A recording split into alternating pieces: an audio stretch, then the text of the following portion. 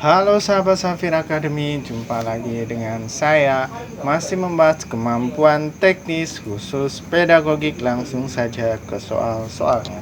Soal pertama, berikut ini masalah yang dapat dan lebih tepat dipecahkan dengan PTK untuk meningkatkan profesionalitas guru adalah: A. Mengatasi kecurangan peserta didik dalam ujian. B. Memperbaiki penerapan metode pembelajaran. C. Memperbaiki nilai prestasi peserta didik. D. Menertibkan penggunaan fasilitas kelas. Di sini yang cocok dengan PTK, yaitu jawaban yang benar adalah jawaban yang B. Kenapa yang B? Karena metode pembelajaran perlu diimprovisasi agar kemampuan guru dalam mengajar itu lebih baik. Soal selanjutnya, hasil PTK dapat ditindaklanjuti dengan cara sebagai berikut, kecuali: A. Menerapkan pada situasi yang sama di kelas berbeda. B. Mengembangkan keterampilan mengajar yang relevan. C. Mengeneralisasi hasil PTK pada seluruh kelas di sekolah. D. Membuat karya tulis dari hasil PTK untuk diseminarkan. Di sini kata kuncinya yaitu tindak lanjut dari PTK, kecuali. Hasil PTK dapat ditindaklanjuti dengan cara menerapkan pada situasi yang sama di kelas berbeda, mengembangkan keterampilan mengajar yang relevan, membuat karya tulis dari hasil PTK untuk diseminarkan dan diterbitkan. Kecuali yang C, yaitu mengeneralisasi hasil PTK pada seluruh kelas di sekolah.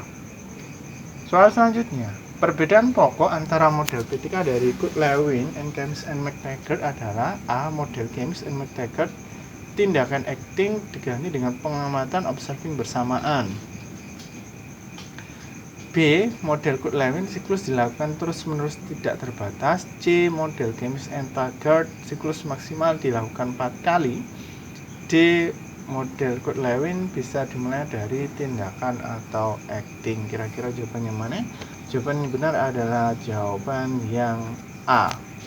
Model PTK menurut Goodlewin dalam satu siklus itu terdiri dari 4 langkah: rencana atau planning, acting, observing, dan reflecting. Sedangkan PTK menurut Games and McTaggart meliputi planning, acting, and observe, dan reflect. Nah, di situ jelas bahwa acting and observe itu dilakukan secara bersama.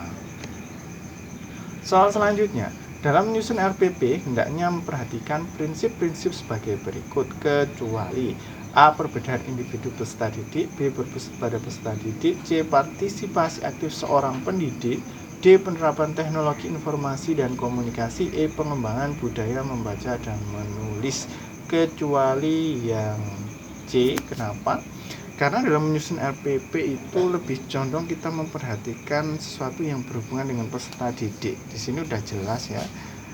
Tinggal yang D sama itu jelas bahwa RPP itu memperhatikan teknologi informatika dan pengembangan budaya membaca dan menulis itu concernnya di peserta didik, bukan di pendidiknya. Itu saja yang dapat saya sampaikan pada kesempatan kali ini. Kurang lebihnya mohon maaf.